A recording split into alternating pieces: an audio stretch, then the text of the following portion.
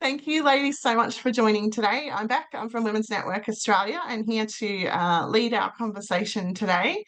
I'd like to start by acknowledging the traditional owners of the land on which we all are today. I'm in Redlands on Quandamooka land. I pay my respects to their elders past and present and those where all of you are based today also. We're very lucky today to have the wonderful Donna Thistlethwaite here with us. So we'll be doing some networking at the end, but firstly, I'd like to tell you a little bit about Donna and then hand over to her. And her session today is called Thrive in 25. So I'm sure we're all going to get some great take-home advice from that. So just quickly, Donna Thistlethwaite is a skilled facilitator on a mission to create thriving individuals, workplaces, and communities. With over 15 years of corporate HR experience and a strong track record in delivering engaging, outcomes focused training, Donna brings energy, warmth, and real world insight to every session. And I'm sure you'll all feel that today. Donna's also a certified resilience at work facilitator and a principal master mental health first aid instructor, as well as an experienced designer and deliverer of effective training programs. I first met Donna on one of her mental health first aid courses and was blown away by the delivery of her content and how much I learned from that session. I still use it all the time. So thank you so much for being here today, Donna. I'll hand it over to you. My pleasure back. It's wonderful to be here with you, ladies. I might just set the scene a little bit. I've got my IT guy here working on my printer, so I've had to come to my son's gaming room. So these are not my traditional sort of conditions, but hopefully it's all going to work well.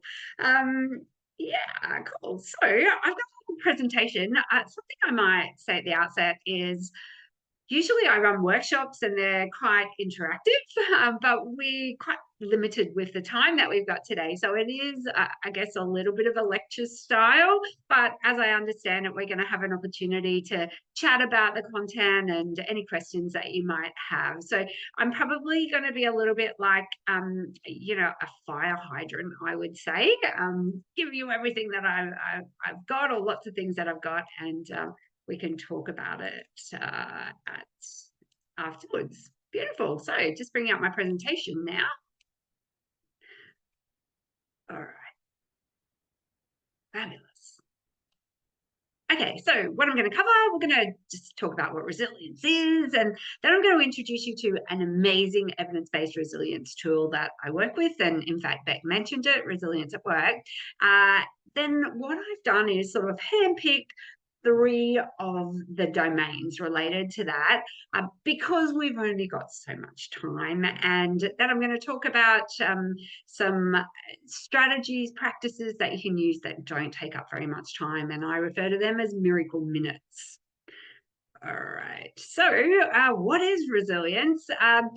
What I hear a lot is bouncing back, pushing through. They're the words that usually come up in sessions. And this definition comes from, like I've adapted basically the American Psychological Association's definition, and that is the process that resilience is the process and outcome of adapting well to challenging situations, especially by staying flexible in your thoughts, feelings, and actions.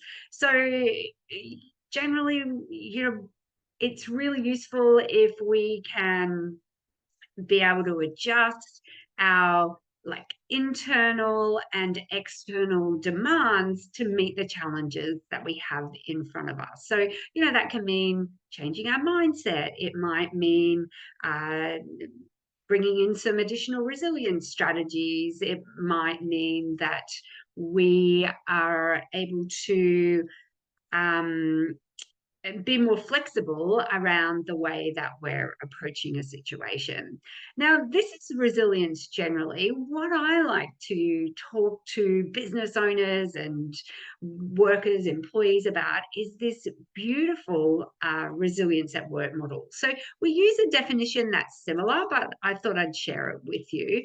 And we regard resilience at work as an individual's capacity to manage the everyday stresses of work and life and remain healthy, adapt from unexpected setbacks, and to prepare proactively for future challenges. Because what we know is that challenges are always going to come, right? And so if we can sort of be ahead of those and be thriving, there's a greater likelihood that we're going to be able to respond to those very effectively. Now, I'm going to very briefly introduce you to the resilience at work model. Okay, so it has these 7 different domains, and I like to think of them as levers for our resilience. I usually like to go into this in much more detail. So this is a very sort of high level view of it. Living authentically is our first domain, and this is all about knowing and using our values and strengths, and then also having a degree of emotional awareness and regulation. Okay, so if we're ever in a funk, it can be very useful to come back to our values. Are any of those compromised at the moment?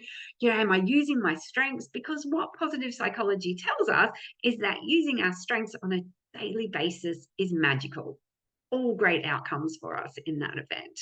Finding your calling is all about being really familiar with your purpose, your why, and staying in touch with that. Maintaining perspective, this is one I'm going to go a bit deeper into today, because I think that it's one that we can fall into some thinking traps, and I think it's really good to be aware of. So the next domain is actually hidden from my screen by the controls at the moment. I imagine it is managing stress.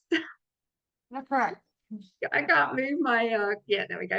So managing stress is all about having life and work routines that help us to manage stress in our lives. And again, that's what I'm going to go into again today.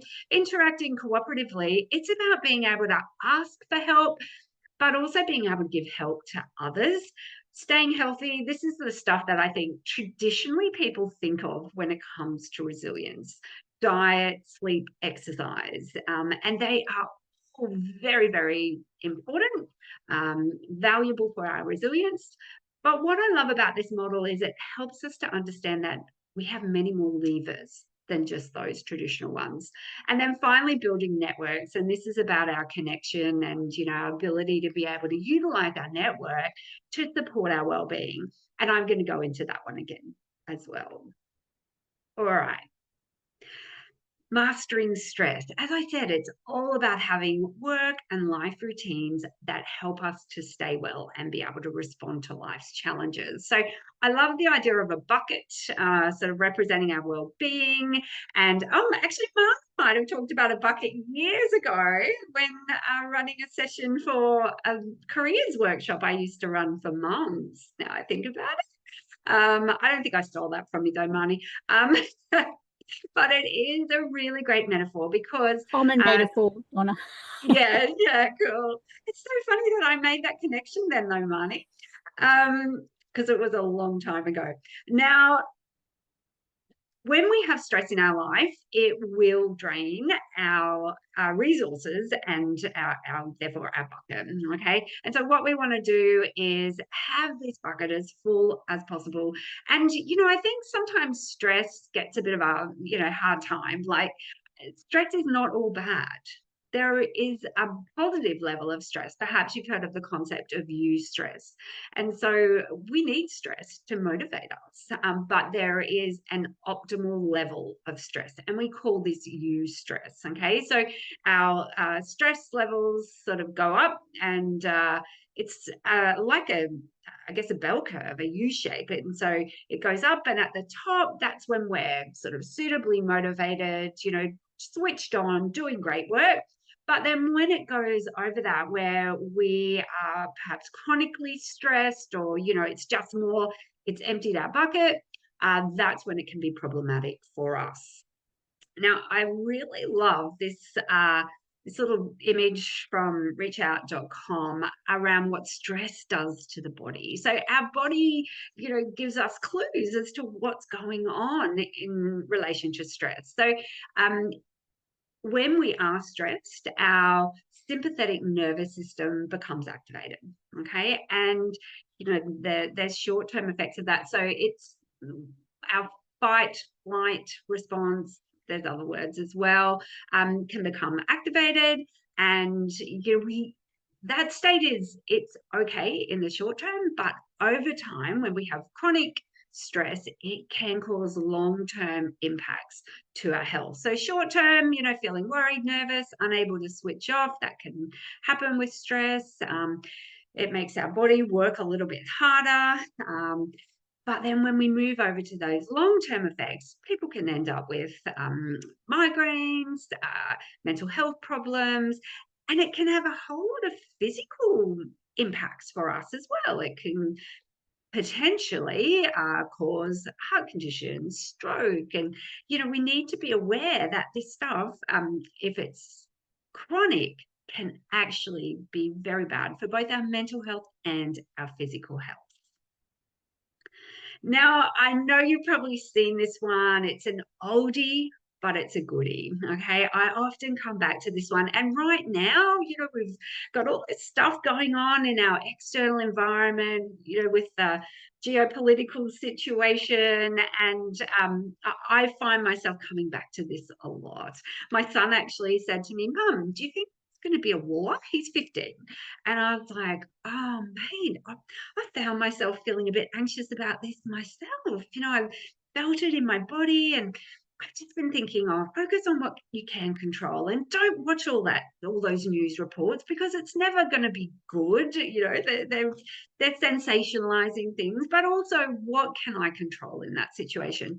And then my 15-year-old said, Mum, I didn't want to know about that. I just wanted to know your opinion on whether you thought there's going to be a war. So that was quite hilarious.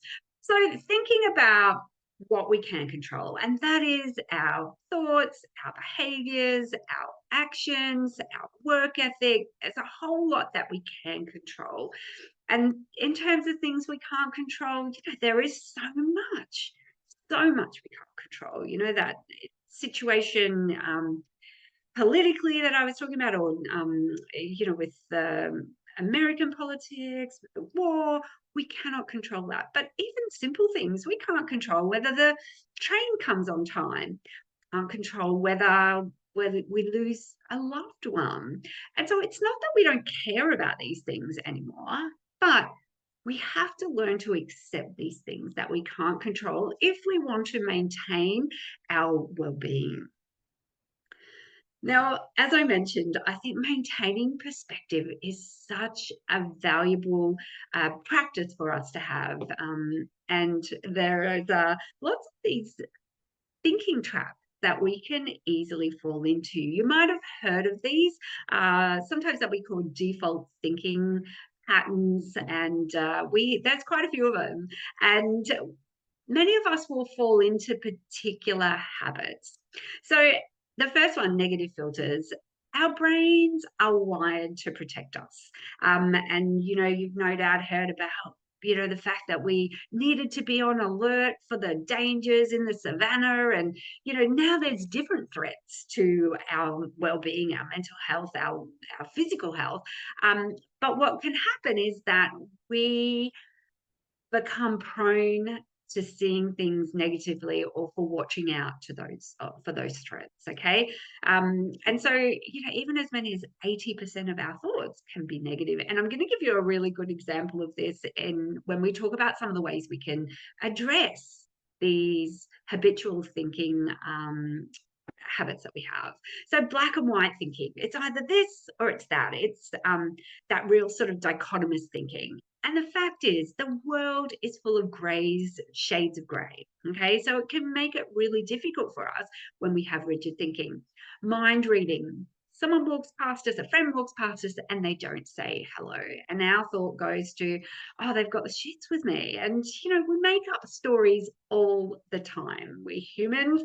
And so, it's great to check in about what they actually are thinking, disqualifying the positives. I know I was looking back, I've had some mental health challenges myself quite recently. Well, I was looking back going, actually, that's been going on since last September. And then when I reflected on it, I thought, hang on a minute. Yes, I've had some challenges to my mindset and, you know, how I'm sort of seeing the world and my experience of life and my business. And then I thought, oh my gosh, there's actually been lots of joy that happened in that time. So sometimes we can think, oh my gosh, it's, you know, there's no good things happening or it's all bad. And that's absolutely not the case. Overgeneralization. So something bad happens, and then we think, oh, that's going to keep happening, or, you know, everything's bad. It's, you know, there's nothing good going on in my life. Catastrophizing, you've probably heard of that. You know, our mind goes to the very worst case scenario, and then blaming. This might be blaming yourself, or it might be blaming someone else. My 15-year-old is so good at that. It's always someone else's fault. So what do we do about these? It is such a great practice to reframe what's going on in our minds. So an example, an activating event, a stimulus. This week, I got a call from my sort of really good friend, come business partner, Bridget. And she said, oh, do you want to do coffee this week? And I, okay. I was like, yeah, sure. Okay, let's do that. We put a plan in place. Afterwards, I went, it's really unlike her to initiate a coffee catch up. I was like, what's going on? I wonder. And then I thought, my mind went to, maybe she doesn't want to work with me anymore. Maybe, I know she's been thinking about her self-care a lot. Maybe it's too much.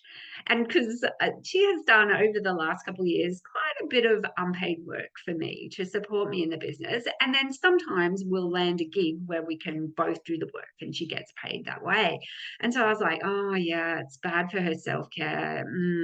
I think that's what she's going to say. And so consequently, I thought, it's actually really upsetting. I'd miss Bridget and I'll feel so much more alone. And so my mind actually went to, yep, it's all over. And I had this moment of, oh, why am I worrying about something that I don't even understand yet? I am making up a story in my mind, and this is actually really unhelpful. I thought, let's just wait and see what she's got to say. One of my favorite sayings is, I've lived through some horrible things, and some of them actually happened. And so it is so important to dispute our thinking. Now, let me tell you what Bridget actually wanted to meet about. She bought me this. She bought me a hoodie that says, you are enough. And on the back of the hoodie, it says, dear person behind me, the world is a better place with you in it. Love the person in front of you. And what Bridget said to me was, as soon as I saw that, I thought of you. And so I bought us both one. It's like gold, you know, abandoning me. She actually loves me and what I'm about. How cool is that? Now, I can see there's some comments in the chat. Should I be looking at those, Beck, or? Us chatting, Donna, I think. Yeah, all good? I was just saying that I felt the same way before. Like a client's called a meeting and said, you know, can I talk to you? Can we have a coffee? And I thought, oh Yeah. no, like this is going to be, they don't want to do it anymore, or they're not happy with the work or something. But actually, yeah, they've just wanted to catch up, or they wanted to catch up and say thanks for the work that you're doing. But I always would go to what's the worst possible outcome here. Absolutely. And look, our minds will do that, right? It's normal. We're human. But it's how long we stay in that state, right? So fairly quickly, I was able to go, actually, this is a pretty unhelpful thought. Like maybe Bridget wants to catch up because she's actually working on her self-care and it's connection for her. But sometimes we can let ourselves marinate in that, you know, particularly if we're a little bit psychologically fragile at the moment. You know, we can really just see it as, oh my gosh, it's something else. And then it affects our perception of everything else as well. So this little model, you might have seen it, it's very very much based on cognitive behavioral therapy. And yeah, highly recommend this. And another thing, I don't know how many of you know about Brené Brown's, I'm sure you know about Brené Brown's work, and maybe you know about SFD, shitty first draft. So that's another awesome little strategy where, uh, our mind's going to create a story. It's a meaning making machine, but so rarely do we check in with others about that story, right? And so the way that SFD works is you say to the person, "Oh, my SFD is that you don't want to work with me anymore. Tell me what's going on for you, right?" And most of the time, our story is so far from reality or their reality, it's not funny, right? But it's only by checking in that we find that out. So that's a really, really good practice as well. Helpful belief. Is this a helpful belief? Is this a useful belief? Is this belief taking me to where I want to go? It doesn't even matter so much, is it true or false, but what impact is it having on me and my motivation, my perspective? So that's another really good one. Now, one of our other ones is the interacting cooperatively and connection. Now, we are absolutely wired for connection. When we are struggling a little mentally, well, I certainly know this is the case for me, I tend to withdraw. I don't want to be around people because I'm not feeling it. And it is really important that we counter that and that we're actually really proactive and set up a group of people that expect a call from us when we're in that mindset, when we're actually feeling a little bit sort of despondent and disconnected. I absolutely love the concept of having a team me. Who are the people around you that help you to feel well? That are your sounding board, they are your reality check, and being very sort of deliberate about this. I'm sure a lot of you have heard that saying, Jim Rohn said it, we're the average of the 5 people we spend the most amount of time with. So think about who your 5 are and how you feel about them. And importantly, how do you show up? Are you somebody else's, top 5 as well?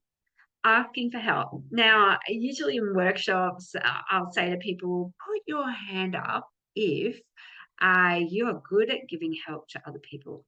And then I'll ask them to keep their hand up if they're good at asking for help. And so many of us suck at asking for help.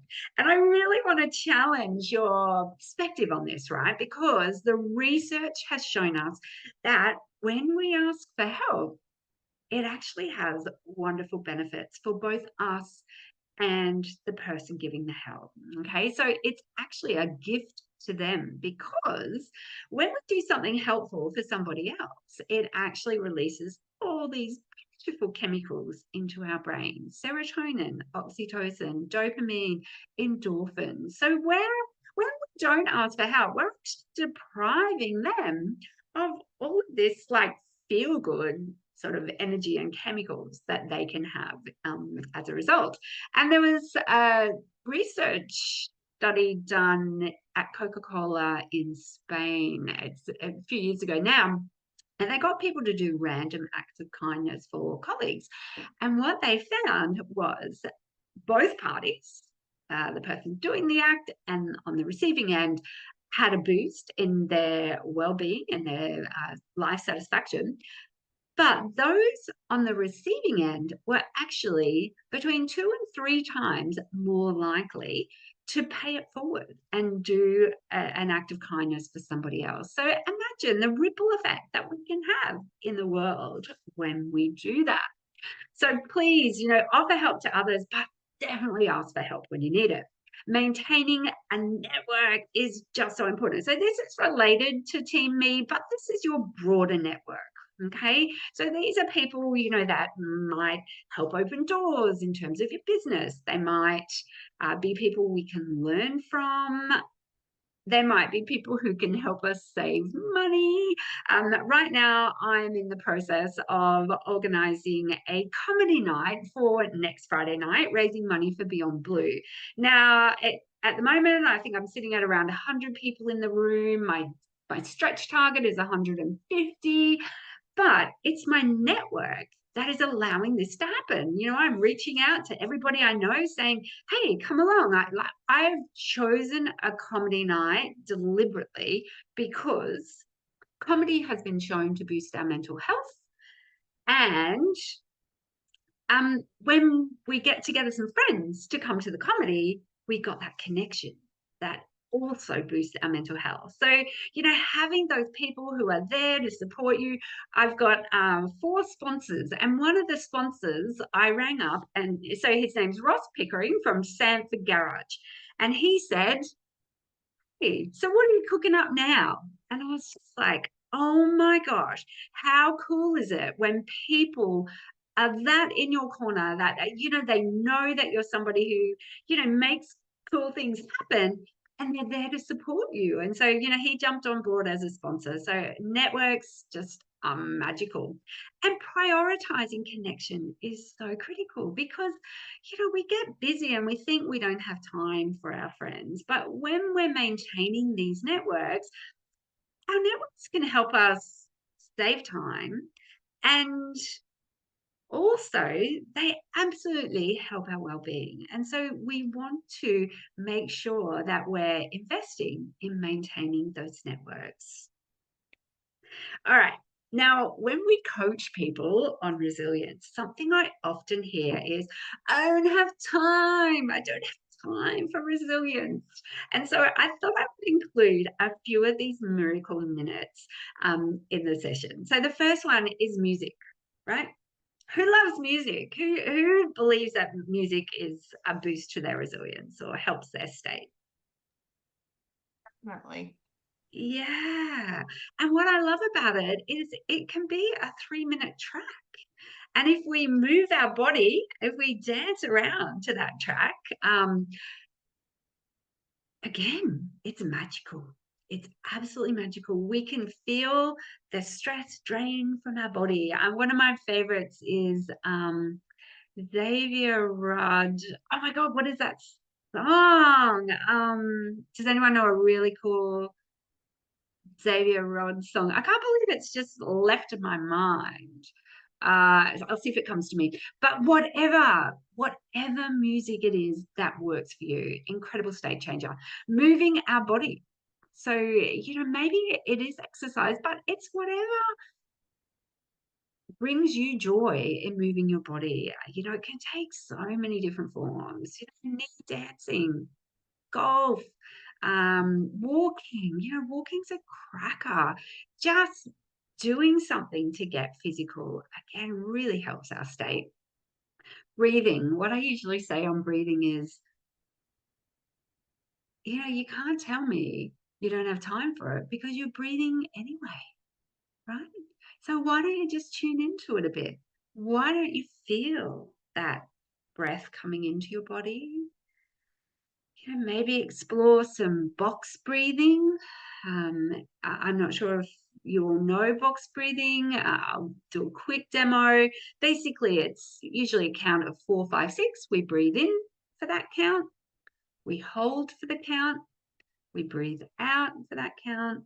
We hold for the count, and we start the cycle again. So it's been proven in research to calm our nervous system. So it sort of brings us into our parasympathetic nervous system. Another amazing breathing technique is called the physiological sigh.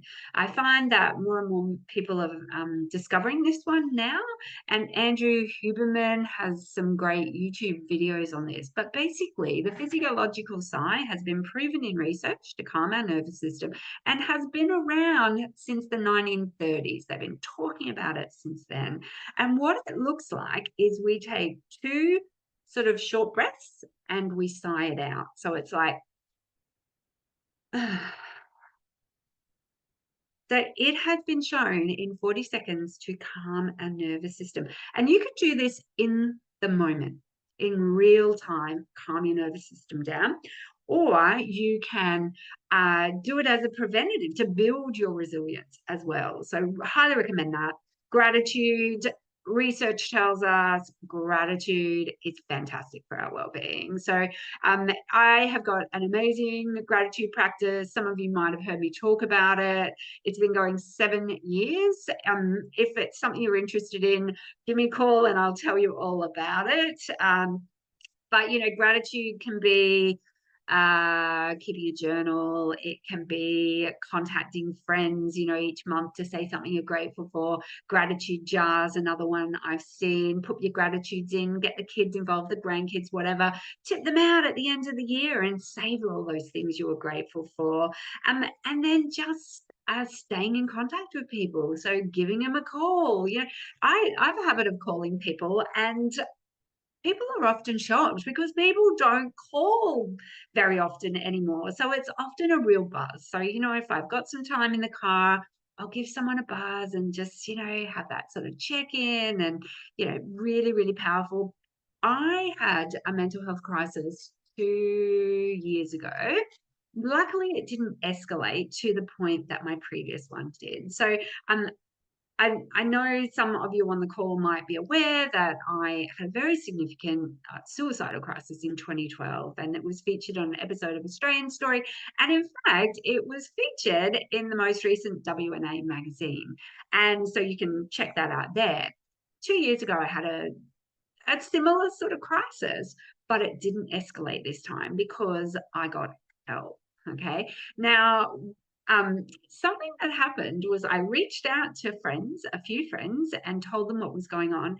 And I would get these absolutely beautiful text messages, things like, "Have you seen the stars tonight?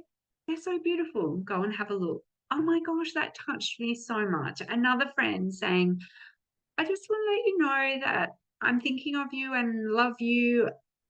And, not even sure why I'm sending the message, but thought you needed to hear it."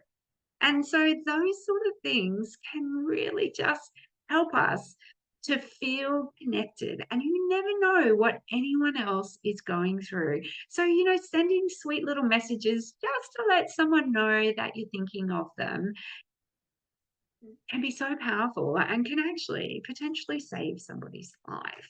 Now, I've gone through those pretty quickly. Usually I did have a Q&A slide, but I took that out because I figure that we're going to have a sort of conversation after this. But these are my contact details if we're not currently connected.